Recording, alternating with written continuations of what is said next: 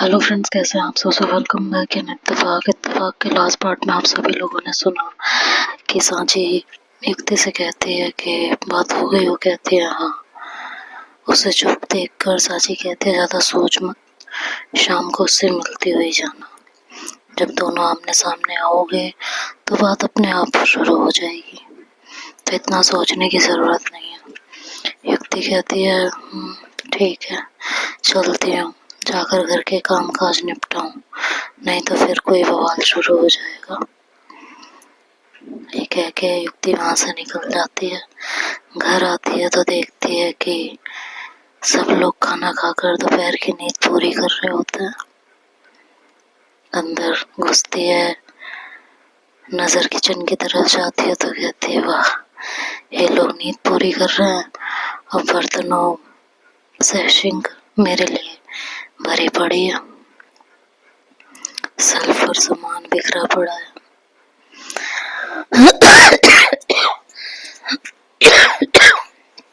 Sorry sorry. युक्ति ने एक लंबी सांस भरी और अपने कपड़े बदलने अपने कमरे में आ गई। कमरे में आई तो उसने उसी परफ्यूम की खुशबू आई जो उसने 5,000 में खरीदा था। उसके दिमाग की घंटी बजने लगी। सोचने लगी इसका मतलब कोई जरूर मेरे कमरे में आया था, मेरी चीजों और सामान को खंगाला है या फिर कुछ चुराया भी है। युक्ति ने धड़कते दिल से अपना सामान देखना शुरू किया। शिट, और सुबह जल्दी जल्दी के चक्कर में मैंने परफ्यूम लगाया और बाहर ही छोड़ दिया था। अलमारी, कुर्सी, बेड के नीचे, कपड़ों में सब जगह ढूंढ लिया, पर परफ्यूम की बोतल नहीं मिली।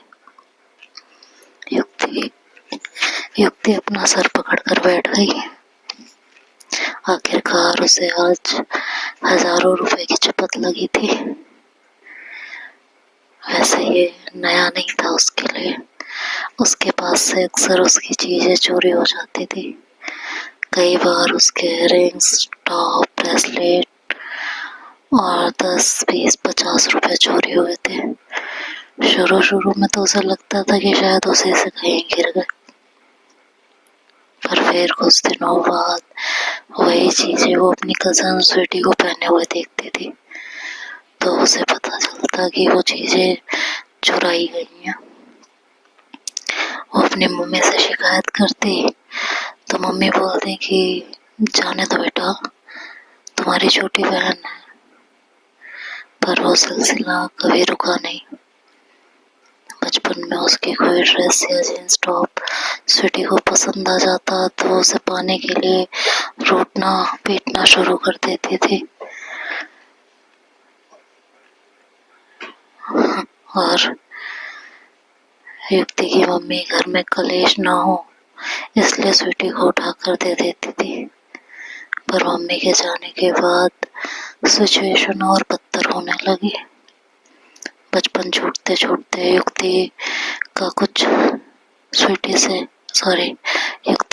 स्वीटी से लंबा और स्वीटी का वजन युक्ति से ज्यादा होने की वजह से कपड़ों पर से तो एक अधिकार मिल गया, पर उसकी कमी और दूसरी चीजों को चुरा कर पूरी की जाने लगी।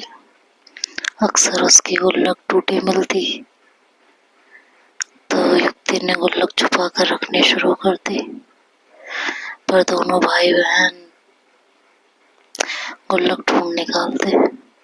युक्ति का सब्र जवाब दे गया तो उसने चाचा जी से शिकायत कर दी। चाचा जी ने शैंकी को एक थप्पड़ मार दिया तो चाची ने रोना पीटना स्टार्ट कर दिया कि मेरे बच्चे चोर हैं, उन पर चोरी का इल्जाम धरा जा रहा है, मेरे बच्चे सबको खटकते हैं, दुनिया भर का कलेश कर दिया है, घूम फिर कर हर बात का ठीकरा मेरे बच्चों पर फोड़ दिया जाता है। और चाची रो धो के हर बात का ठीकरा युक्ति के सर पर फोड़ देती थी। युक्ति ने तब से कुछ कहना छोड़ दिया था, पर अब वो सावधानी बरतने लगी थी। कहीं जाती तो कमरे में ताला लगा कर जाती। इस बात पर भी एक दिन बड़ा भारी बतंगड़ हुआ तो वो भी लगाना छोड़ दिया। कुछ महीनों बाद उसकी ट्यूशन फीस के पैसों में से 500 रुपये गायब हुए तो उसने कैश रखना बंद ही कर दिया। उसके पास 10, 20, 50 रुपये होते जो हमेशा उसकी जेब में रहते। फीस मिलते ही पैसे साची या मयंक को दे देती, बाद में बैंक में जमा करवा देती। अब जो इंटर्नशिप कर रही थी तो पैसे बैंक में ही आते थे। बचपना जाते जाते उसे महसूस होने लगा था कि सजने संवरने का उसे बहुत ज़्यादा शौक नहीं था। हाँ, ओकेजनली कुछ पहन ओढ़ लेती थी तो वो उसे सांची से मिल जाता। तो उसने इयररिंग्स, रिबन, हेयर बैंड्स, चूड़ी, कंगन, पायल ये सब खरीदने तो बहुत पहले ही बंद कर दिए थे।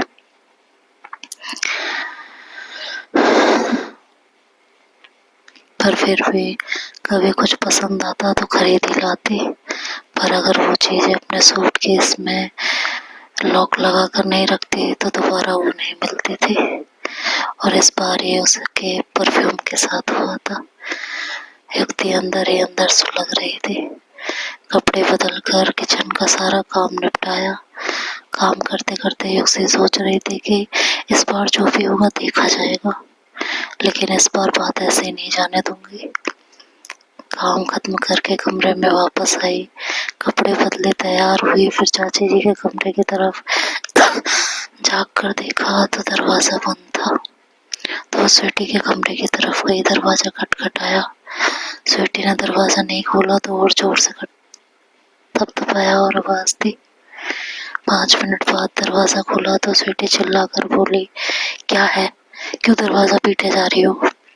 तुमने मेरा परफ्यूम लिया है, मुझे चाहिए, दो। स्वीटी हैरानी से बोलती, कौन सा परफ्यूम? मैंने कोई परफ्यूम नहीं लिया। तुम्हारे और शैंकी के सिवा मेरे रूम में कोई नहीं जाता, तो तुम दोनों में से जिसने भी लिया है वापस करो। तुम्हारा मतलब क्या है, मैं चोर हूँ? हम दोनों भाई बहन चोर है? मैंने तुम्हें चोर नहीं कहा है, तुम खुद ही कह रही हो। अभी बताती हूँ। ये कहकर स्वीटी रोने का ड्रामा करते हुए अपनी माँ के कमरे की तरफ जाती है। मम्मी, मम्मी, ये मुझे चोर कह रही है मैंने और शैंकी ने इसका परफ्यूम चुराया है। युक्ति उसका ड्रामा देखकर एक लंबी सांस लेती है और स्वीटी के कमरे में जाकर ड्रेसिंग टेबल और अलमारी में ढूंढने लगती है। ड्रेसिंग टेबल पर उसे कुछ नहीं मिला और अलमारी लॉक थी। वो कमरे से बाहर निकली तब तक चाची शोर सुनकर दरवाजा खोलकर बाहर निकल आई थी। स्वीटी एक की 4 बातें बनाकर युक्ति की शिकायत कर रही थी। चाची ने खा जाने वाली नजरों से घूरते हुए युक्ति से पूछा, क्या नाटक लगा रखा? सुबह से आवारागर्दी करके अब आ रही हो और आते ड्रामा शुरू कर दिया। मैं आवारागर्दी करने नहीं, फ्रेंड के घर पूजा में गई थी और वहां से कई घंटे पहले आ चुकी हूँ। आकर सारा काम किया है घर का और अब ऑफिस जा रही हो। काम किया है तो कोई एहसान नहीं किया है। और मेरे बच्चों को चोर कैसे कह रही हो? मैंने किसी को चोर नहीं कहा। मेरे परफ्यूम की बोतल नहीं मिल रही थी, वही पूछ रही थी कि तुमने लिया तो वापस कर दो।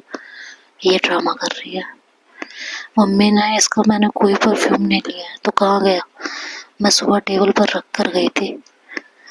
तो चाची ने कहा, तो क्या हुआ, ले लिया? एक 10-50 रुपए के परफ्यूम के लिए इतना नाटक कि मेरे बच्चों को तुमने चोर बना दिया। व्यक्ति ने कहा, वो 10-50 रुपए का परफ्यूम नहीं था, महंगा था। अच्छा। स्वीटी ने कहा कि वैसे तो तुम्हारे पास पैसे नहीं होते, इतना महंगा परफ्यूम कैसे ले लिया? व्यक्ति एक पल को अटकते हुए बोली, मैंने खरीदा नहीं था, बर्थडे गिफ्ट था। स्वीटी ने कहा, किसने दिया तुम्हें 5-6 हजार का परफ्यूम? व्यक्ति ने कहा, तुम्हें कैसे पता परफ्यूम 5-6 हजार का था? स्वीटी घबराते हुए बोली, तो तुम्हें तो बोल रही थी अभी। मैंने बस इतना कहा था कि परफ्यूम महंगा है, उसकी कीमत नहीं बताई थी। स्वीटी ने अपनी मम्मी से कहा, मम्मी, इसे वो परफ्यूम पक्का इसके बॉयफ्रेंड ने दिया होगा। शट अप, स्वीटी, वो मुझे सांची और मयंक ने मिलकर मेरे बर्थडे पर गिफ्ट किया था।